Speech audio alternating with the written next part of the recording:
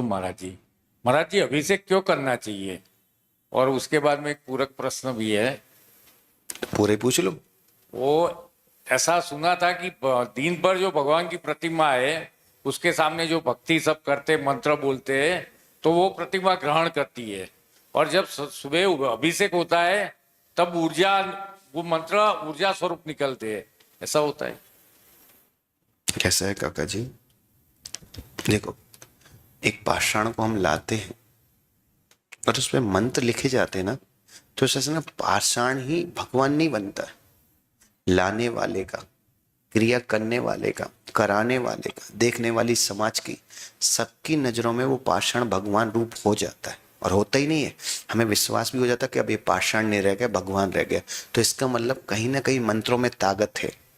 अगर किसी को लगता ढोंग है तो हजारों लोगों की आंखों में एक साथ श्रद्धा कैसे आई? वो मैजिक क्या है? वो मंत्रों का मैजिक है। और ऐसा नहीं कह सकते कि अपन ने सबने पंचकणक में प्राण प्रतिष्ठा में देखी, हर परंपरा में प्राण प्रतिष्ठा होती है। आप देखना कि पाषाण आता है, आकृति लेके भगवान की आता है, लेकिन उसमें जैसे ही गुरु के हाथ पड़ते हैं, मंत्रों का अंकनाश होता है, वो पाषाण अलग ही चमक हो जाती है, उसमें अलग ही मंत्र जैसा, ऐसा लगता है कि नहीं यार ये ही भगवान है। ठीक है, पहली चीज तो ये होगी। और फिर दूसरी चीज, हम जो पढ़ते हैं मंत्रों में पाठ करते तो वो शब्द हैं, शब्द निकलते तो गुंजायमान होते, गुंजायमान होते तो शिखर इसलिए बनाया था कि उसकी ऊर्जा में घलें और उसकी ऊर्जा में घल के पूरी समाज का हित करे। ठीक है।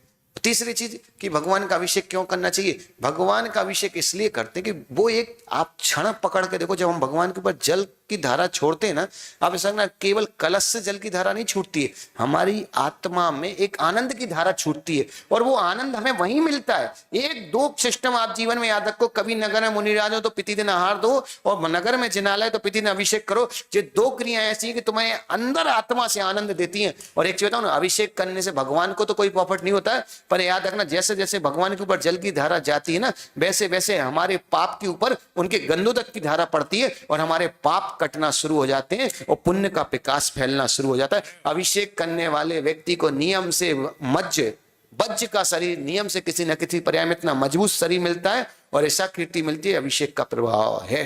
नमोस्तु नमोस्तु नमोस्तु। मनीषा